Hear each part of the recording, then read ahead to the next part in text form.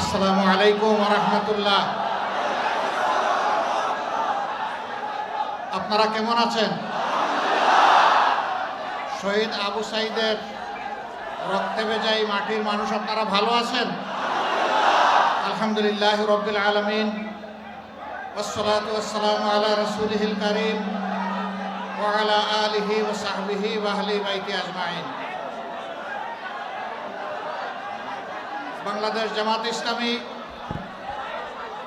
পীরগঞ্জ উপজেলা শাখা আয়োজিত তাৎক্ষণিক এই পথসভার সম্মানিত সভাপতি, সম্মানিত উপজেলা আমির, মঞ্চে বসা কেন্দ্রীয়, আঞ্চলিক এবং স্থানীয় নেতৃবৃন্দ, ওলামা হযরত, প্রিয় এলাকাবাসী, ভাই ও বোনেরা, সাংবাদিক বন্ধুগণ, প্রশাসনের দায়িত্বশীল ব্যক্তিবর্গ, আল্লাহ তাআলার শুকরিয়া আদায় করছি 2024-এর 5ই আগস্ট বাংলাদেশে যে পরিবর্তন সাধিত হয়েছে, সেই পরিবর্তনের অন্যতম প্রাণ পুরুষ, আমাদের কলিজার টুকরা সন্তান আবু সাঈদের স্মৃতি বিজড়িত এই উপজেলায় আল্লাহ তাআলা এই পরিবর্তনের পর দ্বিতীয়বার আমাকে আসার তৌফিক দান করেছেন, আলহামদুলিল্লাহ।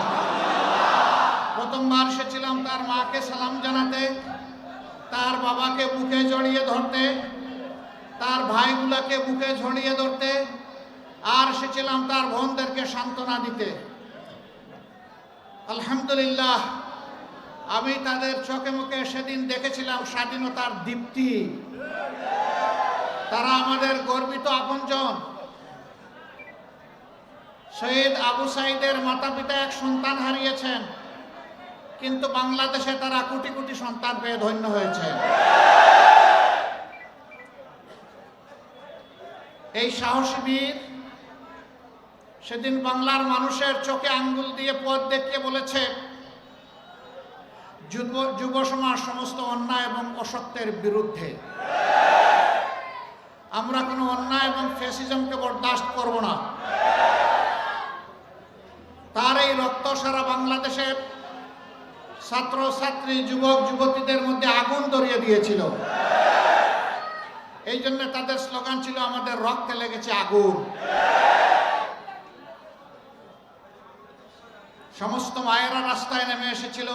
এই আপনি এই ফ্ল্যাগটা নামান, এটা নামান, নামান। সমস্ত মানুষ রাস্তায় নেমে এসেছিল। মা তার 10 মাসের কোলের সন্তানকেও নিয়ে এসেছিলেন। সাংবাদিক বন্ধু প্রশ্ন করেছিল, আপনি এই কাজ কি করেছেন? সাংঘাতিক কাজ করেছেন।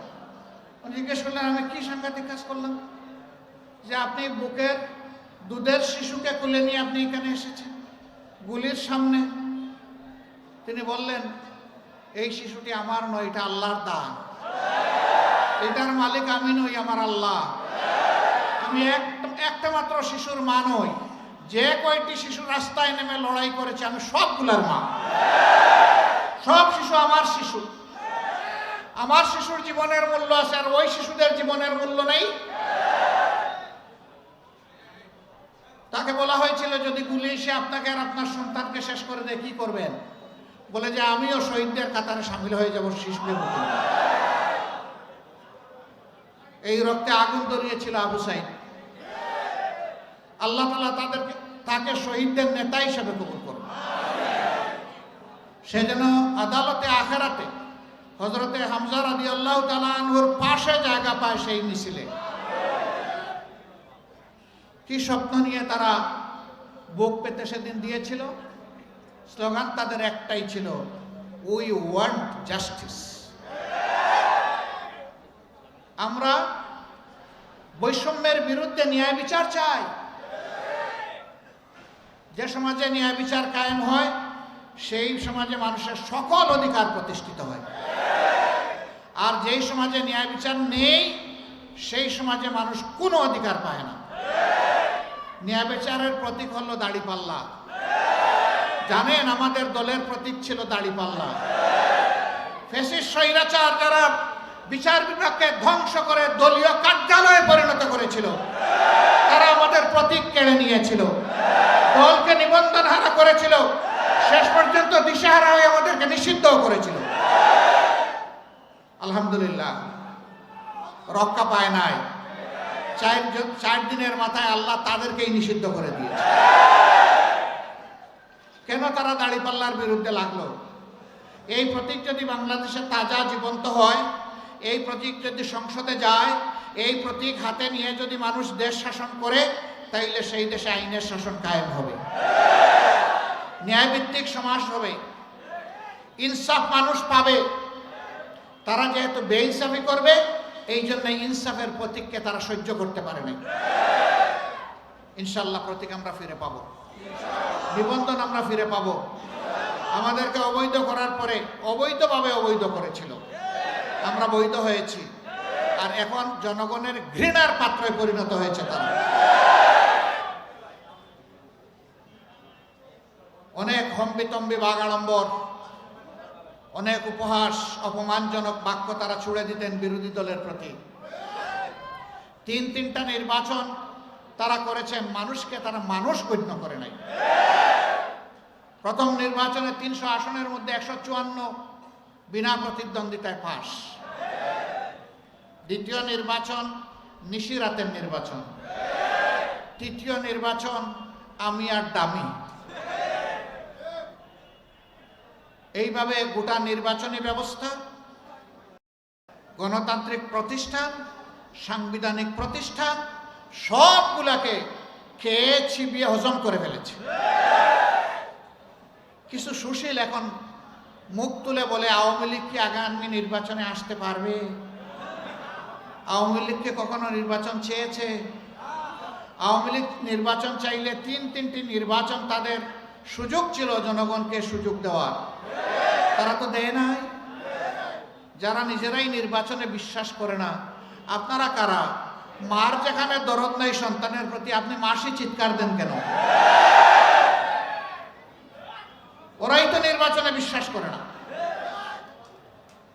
এই যে এখানে যারা আছেন এই ফুলের বাগানে, এই যে হাজার হাজার মানুষ যারা এসেছেন, শত শত মানুষ, বেশিরভাগ যুবক। অনেক যুবক আছে জীবনে একটা ভোটও এখনো দিতে পারে নাই।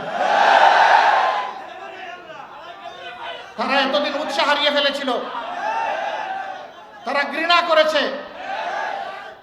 আমরা এখন দাবি তুলেছি, বাড়ি বাড়ি গিয়ে প্রত্যেক যুবক এবং যুবতীকে ভোটার তালিকাভুক্ত করতে হবে। আমরা দাবি জানিয়েছি, এই ফ্যাসিস্ট সরকারের বিরুদ্ধে শুধু দেশ থেকে আমরা যুদ্ধ করি নাই, লড়াই করি নাই, সারা দুনিয়ায় আমাদের প্রবাসী যারা আছে তারাও লড়াই করেছে সমান্তরাল।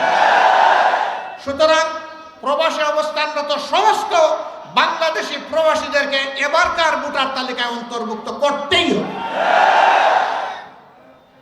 তারা যেন তাদের ভোটের অধিকার প্রয়োগ করতে পারে। ইচ্ছা করলে দেশে এসে প্রয়োগ করবে, না করলে পোস্টাল ব্যালটে প্রয়োগ করবে। তাদেরকে সুযোগ দিতে হবে, নিশ্চিত করতে হবে। শুধু টাকার জন্য রিভেন্স চাইবেন আর তার অধিকার তাকে দিবেন না, এমন অবিচার আমরা চাই না। এই বৈষম্য আমরা চাই না। এই জায়গায় তাদেরকে সুযোগ করে দিতে হবে। আমাদের সন্তানদের একমাত্র স্লোগান, আমরা একটা বৈষম্যহীন সমাজ চাই। সেই সমাজ জামাতে ইসলামী করতে চায়। এই সমাজটা কেমন হবে? এই সমাজটা এমন হবে, এই সমাজে কেউ থাকবে গাছতলায় আর কেউ থাকবে বিষতলায়, তা হবে না। কাউকে গাছতলায় থাকতে হবে না। আশরাফুল মখলুকাত, তারও একটা সম্মানের ঠিকানা থাকতে হবে। তার যদি নিজস্ব সম্পদ না থাকে, সরকার তাকে বাধ্য তার ঠিকানা তৈরি করে। হ্যাঁ, আমাদের বিগত সরকার কিছু গড় তৈরি করেছে, বৃষ্টি আসার আগে পানিতে ডুবে যায়, দাঁড়ানোর আগে এটা ভেঙে পড়ে যায়। ওরকম ঘর আমি বলছি না, তাদেরকে টেকসই সম্মানজনক নিবাস তৈরি করে দিতে হবে। প্রত্যেকটা মানুষের এই দেশের অগ্রগতি উন্নয়নে, সমাজ পরিচালনায় তার অবদান রয়েছে। একজন মুটে, একজন মজুর, একজন মাঝি, রাস্তার একজন আমার ভাই, আমার বোন, ভিক্ষুক, তার অবদান রয়েছে এই সমাজ গড়ার ক্ষেত্রে। সারাদিন দুয়ারে দুয়ারে ভিক্ষা করে হাত পেতে যেটুকু টাকা পায়, সন্ধ্যাবেলা দোকানে ঢুকে সে বাজার করে। আপনি যেমন সওদা কিনতে গিয়ে আপনাকে ভ্যাট দিতে হয়, তাকেও তেমন ভ্যাট দিতে হয়। তাহলে আমি যিনি শিক্ষা দীক্ষা পেয়েছি, আমার প্রাইমারি স্কুলের প্রত্যেকটি ইট বালু, নুড়ি, পাথর, পানি, শ্রমিকের হাত, রড, সিমেন্ট, প্রত্যেকটিতে ওই ভিক্ষুক ভাইটির ট্যাক্স এখানে লেগে আছে। অতএব তাকে উপেক্ষা করার কোনো জায়গা নাই। আর ভিক্ষা সে করবে কেন? সে যাতে সম্মানজনকভাবে বাঁচতে পারে, তার হাতে কিছু তুলে দেন। হ্যাঁ, যার একান্ত কিছু করার মতো সক্ষমতা শারীরিকভাবে নেই, রাষ্ট্রকে তার দায়িত্ব নিতে হবে, সে ভিক্ষা করবে না। আর কেমন সমাজ চাই?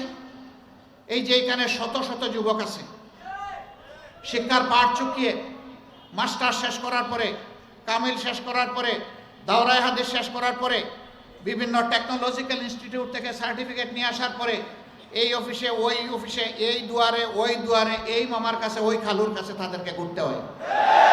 আমরা এমন শিক্ষা চাই না।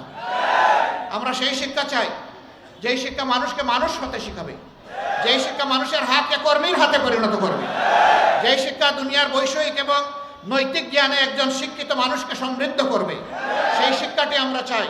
শিক্ষার পাঠ চুকানোর আগে তার হাতে কাজ চলে আসবে। আমরা আমাদের সন্তানদের হাতকে কর্মীর হাতে পরিণত করতে চাই। এমন একটি দেশ আমরা গড়তে চাই। আর কেমন চাই? আমাদের ব্যাপারে ভয়ভীতি দেখায় যে এরা যদি আসে তাহলে হিন্দু বৌদ্ধ খ্রিস্টান আর রাখবে না রে বাবা, কচু কাটা দেবে, বলে না? কারা বলে? এই আওয়ামী লীগের দুষ্টারা এই কথাগুলো বলছে। আমি আল্লাহর উপর ভরসা করে বলছি, ৭২ সালের ১০ জানুয়ারি শেখ মুজিব পাওয়ার হাতে নিয়েছেন। সেই দিন থেকে শুরু করে ২৪ সালের ৫ আগস্ট পর্যন্ত পর্যায়ক্রমে তার দল এবং অন্যান্য দল দেশ শাসন করেছে। আমরা চাই একটা আন্তর্জাতিক নিরপেক্ষ তদন্ত কমিশন হোক। ৫৩ বছরে কারা বিভিন্ন ধর্মের মানুষের উপর নির্যাতন করেছে, তার জায়গা জমি অবৈধভাবে দখল করেছে, তাদের ইজ্জতের উপর হাত দিয়েছে, সেই দুষ্টাদেরকে বের করে আনা হোক। আমরা সর্বাত্মক সহযোগিতা করব। জাতি দেখতে চায় এরা কারা। সেই ব্যক্তি আমি হলে আমাকে যেন জাতি ঘৃণা করে। ওদের কুলস মুখোশ উন্মোচন করে দেওয়ার সময় এসেছে। আমরা কোনো মেজরিটি মাইনরিটি মানি না। বাংলাদেশে যারাই জন্মগ্রহণ করবে, এদেশের যারাই নাগরিক, ধর্মের ভিত্তিতে আমরা কাউকে ভাগ করব না। কোনো অধিকার নেই, আল্লাহ সুযোগ দেন নাই। অবশ্যই সকলেই সমান মর্যাদার অধিকারী। এই সংখ্যাগুরু সংখ্যালঘু এটা লাগিয়ে মুখামুখি করে দিয়ে একটা মহল ৫৩ বছর ধরে অবৈধ ফায়দা নিয়েছে। এখন আমরা তা মাটির সাথে মিশিয়ে দেব। আমরা এটা থাকতেই দেব না। কিসের সংখ্যাগুরু সংখ্যালঘু? এই কথা বলে বলে কিছু মানুষের মনের উপর চাপ দিয়ে তাকে দুর্বল করে রাখা হয়েছে। আমরা তাদেরকে বলি ঘুরে দাঁড়ান, আপনারা এবার সাদাকে সাদা বলুন, কালাকে কালা বলুন। তারা আপনারা সর্বনাশ করেছে, তাদের নাম বলে দিন। তাহলে সম্মানের সাথে আমরা ইনশাআল্লাহ সবাই একসাথে বসবাস করব। একজন মানুষকে তার যোগ্যতা অনুযায়ী, দক্ষতা অনুযায়ী তার হাতে রাষ্ট্র কাজ তুলে দেবে। সরকার দেখবে না তিনি কোন ধর্মের মানুষ। বলবেন এই ফিরিস্তার মতো কথা বলতেছেন, আপনারা পারবেন? ইনশাআল্লাহ পারবেন। আমি ছোট্ট মানুষ, একটা মেডিকেল কলেজের আমি ফাউন্ডার ছিলাম। আমার এখানে ২২০০ কর্মকর্তা, ডাক্তার, প্রফেসর, একেবারে নিচের দিকে আমার প্রিয় সহকর্মী যে পরিচ্ছন্নতা কর্মী, সে পর্যন্ত আসছে। আমরা কাউকে ধর্ম দেখে ওখানে চাকরি দিইনি, দেখেছি তার যোগ্যতা। এক সাংবাদিক বলল আমি গেলে দেখতে পাবো, বলে হ্যাঁ স্বাধীন মনে যান, যখন আপনার ইচ্ছা তখন যান। তিনি ভারতীয় আনুকূল্য পাওয়া একটা পত্রিকার সাংবাদিক। ফিরে এসে তিনি যা সত্য তাই তুলতে তিনি বাধ্য হয়েছে। আল্লাহর উপর ভরসা করে বলি যে ওটাই আমার মিনি বাংলাদেশ। জামাতে ইসলামী ক্ষমতায় গেলে কি করবে, সকল ধর্মের মানুষকে কিভাবে কাজে লাগাবে, প্লিজ গিয়ে দেখুন, চোখ জুড়াইয়ে দেখুন। আমাদের কোনো জায়গায় ত্রুটি দেখলে আমাদেরকে সমালোচনা করুন, ধরুন, সোজা করে দিন, কোনো অসুবিধা নেই। এখানে সাংবাদিক বন্ধুরা আছেন, একটা সময় তাদের গিয়েছে, তাদেরকে কালাকে সাদা বানাতে হয়েছে সার্ফ এক্সেল দিয়ে, আর সাদাকে আলকাতরা লেপে কালো করতে হয়েছে। সেই ব্রিটিশ সাম্রাজ্য শেষ। খোলা মনে লেখুন আর খোলা মুখে বলুন। আপনাদের পজিশন হচ্ছে জাতির আয়না, দর্পণ। আয়নার সামনে গেলে চেহারা অবিকল ফুটে ওঠে, কোনো কিছু আয়না গোপন করে না, সুন্দর হলে সুন্দর, কালো হলে কালো। আর আপনাদের ব্যক্তিগত পজিশন হচ্ছে আপনি জাতির বিবেক। আমরা এই জায়গাটায় আপনাদের কাছে প্রত্যাশা করি। আমরা কারো আনুকূল্য চাই না, আবার আমরা কারো পক্ষ থেকে সেই অন্ধ বিরোধিতাটাও প্রত্যাশা করি না। আমাদের যা পাওনা তাই দিবেন, আমাদের কথাগুলো অবিকল পৌঁছাবেন। আপনার ভাষায় আমার কথা পৌঁছাবেন না ভাই, তাহলে আমার উপরে জুলুম হবে। কারণ ইতিমধ্যে কেউ কেউ এই কাজ করে তারা জঘন্য অপরাধ করেছে, আমরা ক্ষমা করে দিয়েছি তাদেরকে। একজন মানুষের চরিত্র হনন করা তাকে হত্যা করার চাইতেও জঘন্য। আপনার কথা আপনি বলুন, আমার নামে আপনার কথা চালান কেন? এ কাজ আপনারা করবেন না। হ্যাঁ, সবাই এটা করে না, এক আধজন, কিন্তু এই এক আধজনের কারণে গোটা সোসাইটির বদনামটা হয়েছে। এই জন্য আপনাদেরকেও আমি অনুরোধ করব যে আপনারা সজাগ থেকে এরকম কেউ যাতে না করতে পারে, আপনারাও একটু সোচ্চার ভূমিকা পালন করুন। যে আমিও সততার ভিত্তিতে, স্বচ্ছতার ভিত্তিতে সাংবাদিকতা করব, আপনিও করুন। এর বাইরে যাবেন না, গেলেই দেশের এবং সমাজের ক্ষতি হবে। আমার সম্মানিত ভাইয়েরা, বলে যে যদি জামাতে ইসলামী ক্ষমতায় যায় সব মেয়ে লোককে একটা একটা করে কালো বুরকা পরাই দেবে। ভাই, আমাদের এত টাকা নেই, কেন পরাবো? একজন হিন্দু ভদ্র মহিলা, একজন বৌদ্ধ ভদ্র মহিলা, একজন খ্রিস্টান ভদ্র মহিলা, তাকে কি আমি বোরকা পরানোর কোনো অধিকার রাখি? আমি কে তাদের গায়ে জোর করে বোরকা পরানোর? বলবে হ্যাঁ, মুসলমানদের মাঝেও তো কেউ কেউ পরে না, তাদের বেলায় কি করবেন? না, তাদের বেলায় তো আমরা জোর কাটাবো না। আমরা বলবো যে তুমি তোমার অন্তরে ইমানের নূর ধারণ করেছো, তুমি সৌভাগ্যবান, তুমি সৌভাগ্যবান। তোমার আল্লাহর বিধান তুমি কবুল করেছো, তুমি সৌভাগ্যবান। তোমার আল্লাহর বিধানটা কিছুটা যখন কবুল করেছো, মায়া করে পুরাটাই কবুল করো। তাতে তুমি দুনিয়ায় সম্মানিত হবে এবং তুমি আখিরাতে সম্মানিত হবে। এবং আমাদের মায়েরা ইনশাল্লাহ গর্বের সাথে সেদিন পরিচয় দিবে যে আমি একজন বাংলাদেশি। আমরা সেই সমাজটা ইনশাল্লাহ বিল্ড আপ করতে চাই। আমি আমার সহকর্মীদেরকে বলি যে মাদেরকে মা হিসাবে দেখুন, গোটা নারী সমাজকে মায়ের সম্মান দিন। এক চালাক সহকর্মী একদিন বলে, স্ত্রীকে কি করব? আমি বললাম যে স্ত্রীকে মা হিসাবে দেখবেন না, স্ত্রীকে স্ত্রী হিসাবে ভালোবাসবেন আর সন্তানের মা হিসাবে দেখবেন। আপনি যেমন আপনার মাকে সম্মান করেন, আপনার সন্তানও তার মাকে সম্মান করে। আপনি যদি আপনার জায়গা থেকে স্ত্রীকে ভালোবাসেন আর সন্তানের জায়গায় গিয়ে যদি তার মাকে ভালোবাসেন, তাহলে আলহামদুলিল্লাহ আপনার সমাজ, আপনার সংসার হবে বেস্তি সংসার। এমন একটা সংসার আমরা কি সবাই চাই না? পরিবার হচ্ছে সমাজের ভিত্তি। ইনশাআল্লাহ মাদেরকে নিয়ে তাদেরকে সম্মান দিয়েই আমরা সেই দেশ গড়ব ইনশাআল্লাহ। ভারতের সাথে কেমন সম্পর্ক হবে এটাও জিজ্ঞেস করি, যে ভারত তো আপনাদেরকে ক্ষমতায় আসতেও দিবে না, থাকতেও দিবে না। আচ্ছা বলুন তো, এই দেশ কি ভারত? এই দেশ কি ভারত? এই দেশ কি দিল্লি? এই দেশ কি এই দেশ কি পরাধীন? তাইলে ভারত আমার দেশের শাসক ঠিক করবে কেন? আমরা কি ভারতের শাসক ঠিক করি? আমাদের কি ঠিক করা উচিত হবে? উচিত হবে না। আমরা ঠিক করব আমাদের দেশের শাসক, ভারত ঠিক করবে তাদের দেশের শাসক। অবশ্য আমরা শাসক বলি না, আমরা বলি রাষ্ট্রের সেবক। কিসের শাসক হবে? জনগণের আমানত, ভোট, মূল্যবান ভোট তোমাকে ভাই বিশ্বাস করে সম্মান করে দিয়েছে, তুমি সেবক হও, শাসক হইও না। শাসক হলে তো তোমার শরীর খুব গরম থাকবে আর তোমার চোখ থাকবে লাল। চোখটা একটু শীতল করো আর হাতের শরীরটা ফেলে দাও। চেষ্টা করো মানুষের পা ধোয়ানোর। দুনিয়ায় সম্মান পাবা, আখিরাতে আল্লাহর দরবারে মকবুল বান্দা হবা। সেই বাংলাদেশকে আমরা চাচ্ছি, যেই বাংলাদেশে থাকবে সহমর্মিতা, ভালোবাসা, শ্রদ্ধা, যেই বাংলাদেশে থাকবে না হিংসা। আমরা মুক্তিযুদ্ধের পক্ষে বিপক্ষে, আমরা মাইনরিটি মেজরিটি এই সমস্ত সংঘাত আর দেখতে চাই না। এই বড়ি গিলিয়ে গিলিয়ে মানুষের সর্বনাশ করা হয়েছে। গরিবের টাকা লুণ্ঠন করে বিদেশে third home, second home, fourth home করা হয়েছে। বেগমপাড়া গড়ে তোলা হয়েছে। বিদেশের ভান্ডারকে সমৃদ্ধ করা হয়েছে। বাংলাদেশের ব্যাংক, বিমা, সেক্টর, কর্পোরেশন, ইন্ডাস্ট্রি সব কিছু ধ্বংস করা হয়েছে। এখন জাতি কোমর সোজা করে দাঁড়াতে গিয়ে থরথর করে কাঁপছে। আর সেই বড়ি বিক্রি করতে দেওয়া হবে না।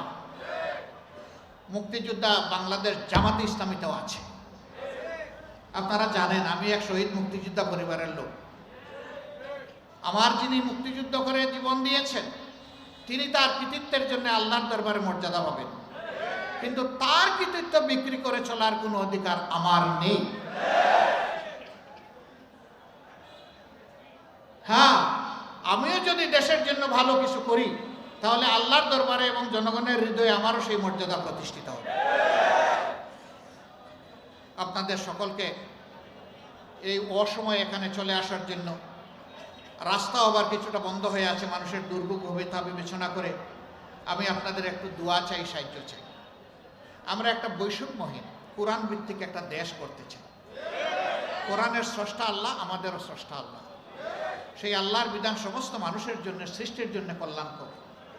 এই বিধান গড়ার ক্ষেত্রে আপনারা কি আমাদেরকে একটু ভালোবাসবেন, একটু দোয়া দিবেন, একটু সাহায্য করবেন, একটু হাত বাড়াবেন, একটু পাশে থাকবেন, একটু বুকে জড়াই নেবেন?